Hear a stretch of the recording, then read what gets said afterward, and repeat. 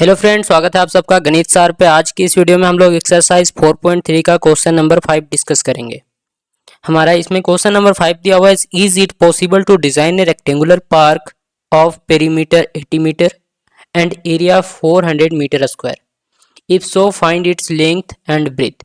बोला जा रहा है इस क्वेश्चन में कि क्या यह पॉसिबल है कि एक रेक्टेंगुलर पार्क जो है वो डिज़ाइन कर सकते हैं जिसका पेरीमीटर जो है वो दिया हुआ है 80 मीटर एंड एरिया दिया हुआ है 400 मीटर स्क्वायर। ठीक है, इसमें क्या क्या दिया हुआ है, एक तो पेरीमीटर दिया हुआ है एंड एक हमारा दिया हुआ है एरिया।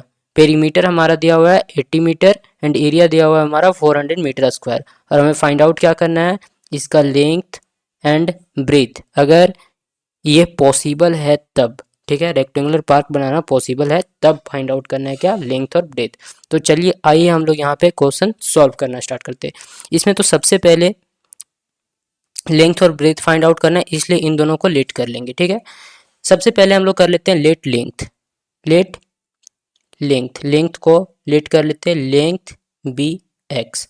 अगर लेंथ को एक्स मान लिए हैं तो ब्रेथ हमारा क्या हो जाएगा, तो ब्रेथ जो हो जाएगा वो अभी पता नहीं है, आगे हम लोग सॉल्व करेंगे तो पता चल जाएगा। ठीक है, तो चलिए हम लोग यहाँ पे सॉल्व करते हैं। जैसे कि यहाँ पे पेरीमीटर दिया हुआ है, पेरीमीटर क्या होता है, तो पेरीमीटर होता है, पेरीमीटर का फॉर्मूला, पेरीमीटर यहाँ पे दिया हुआ है 80 मीटर, और पेरीमीटर का फॉर्मूला क्या होता है, पेरीमीटर ऑफ रेक्टेंगल क्या होता है, तो पेरीमीटर ऑफ रेक्टेंगल होता है 2 into length plus breadth equal to में 80 मीटर दिया हुआ है। ठीक है, हम लोग यहाँ पे लेंथ क्या माने, एक्स माने, तो लेंथ की जगह पे हम लोग एक्स पुट कर देते हैं एंड ब्रेथ जो है वो सेम उसी तरह रहने देते हैं।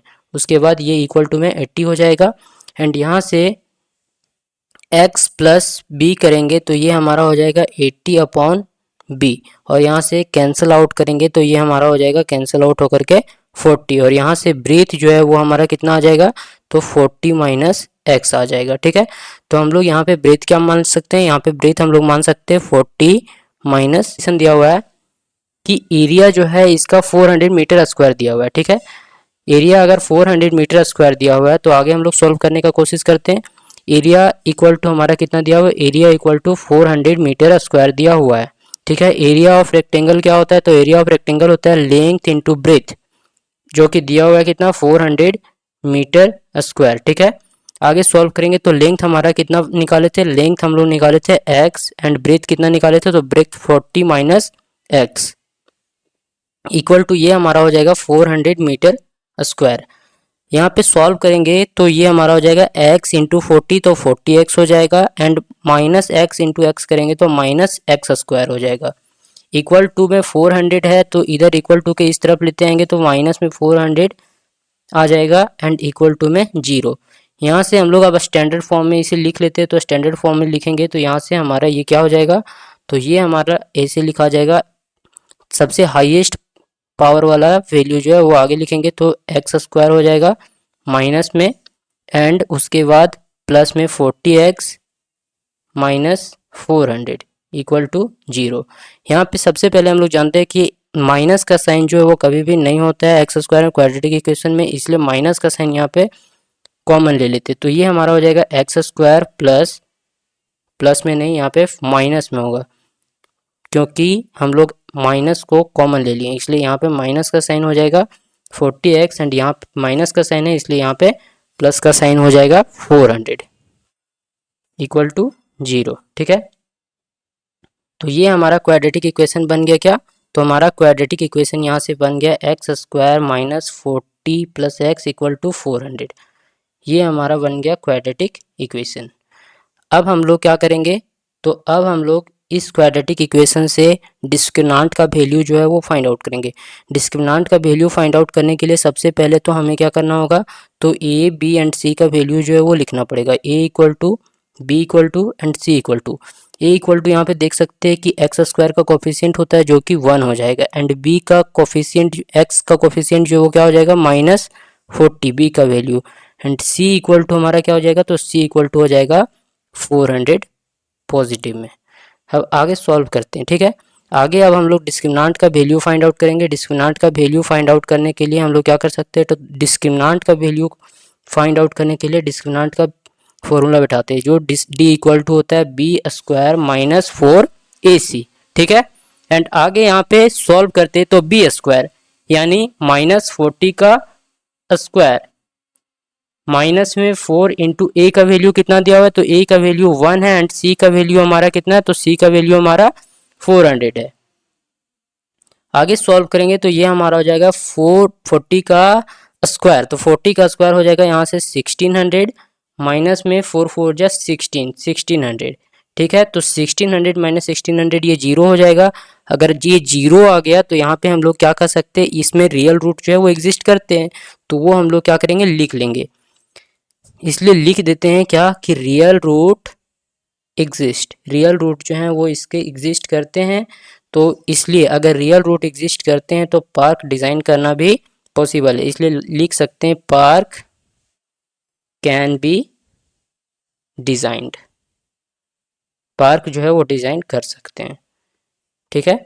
एंड नेक्स्ट आगे अगर हम लोग को अगर पार्क डिज़ाइन कर सकते हैं तो हमें क्या करना होगा, अब लेंथ एंड ब्रेथ जो है वो फाइंड आउट करना होगा। तो length and breadth find out करने के लिए हम लोग क्या करेंगे, इसका जो रूट जो है वो निकालेंगे। तो उसके लिए क्या होता है, x इक्वल टू हो जाएगा माइनस में b plus minus root under discriminant upon 2a, ठीक है। यहाँ पे वैल्यू पुट करेंगे तो ये हो जाएगा माइनस b का, तो माइनस में b का वैल्यू कितना है, तो b का वैल्यू यहाँ पे हम लोग देख सकते हैं कि b का वैल्यू जो है वो b का वैल्यू हम लोग यहाँ पे देख सकते हैं a b एंड c का वैल्यू है, इन सबको हम लोग क्या करेंगे यहाँ पे पुट करेंगे, ठीक है। b का वैल्यू, तो b का वैल्यू कितना है, b का वैल्यू देख सकते हैं माइनस में 40 है, तो माइनस 40 पुट कर दिए plus minus root under discriminant का वैल्यू जो है वो कितना है, तो डिस्क्रिमिनेंट का वैल्यू हमारा जो है d इक्वल टू जो है वो 0 है, तो ये 0 को यहाँ पे पुट कर देंगे, d रूट अंडर में 0 अपॉन 2 इंटू ए का वैल्यू कितना है, तो ए का वैल्यू हमारा 1 है, तो यहाँ पे 1 पुट कर देंगे, ठीक है। एंड आगे नेक्स्ट हम लोग सॉल्व करेंगे तो माइनस माइनस यहाँ 40 हो जाएगा पॉजिटिव में, एंड यहाँ पे अगर रूट अंडर 0 है तो यहाँ पे कुछ नहीं होगा आगे, इसलिए यहाँ पे फिर हो जाएगा 2 इंटू 1 2 हो जाएगा, एंड ये कैंसिल आउट करेंगे तो ये हमारा हो जाएगा 20। हम लोग लेंथ जो है वो क्या माने थे, लेंथ को हम लोग यहाँ पे देख सकते हैं हम लोग x माने थे, ठीक है। एंड ब्रेथ को 40 माइनस एक्स, तो यहाँ से हम लोग क्या कह सकते हैं, लेंथ जो था वो हमारा x माने थे, तो x इक्वल टू हमारा कितना आ गया, x इक्वल टू हमारा 20 आ गया। And breadth equal to 40 minus x किए थे, तो 40 में से 20 हम लोग अगर सब्ट्रैक्ट करेंगे x का वैल्यू 20, तो ये हमारा ब्रेथ भी 20 हो जाएगा। इस तरह से हम लोग फाइनल आंसर लिख सकते हैं, length equal to 20 and breadth equal to 20, ठीक है। ये हमारा हो गया क्वेश्चन नंबर 5 एक्सरसाइज 4.3 का, और इसी के साथ हमारा chapter number 4 quadratic equation new book के अकॉर्डिंग कंप्लीट होता है, ठीक है। आगे अब हम लोग मिलेंगे नेक्स्ट चैप्टर के साथ।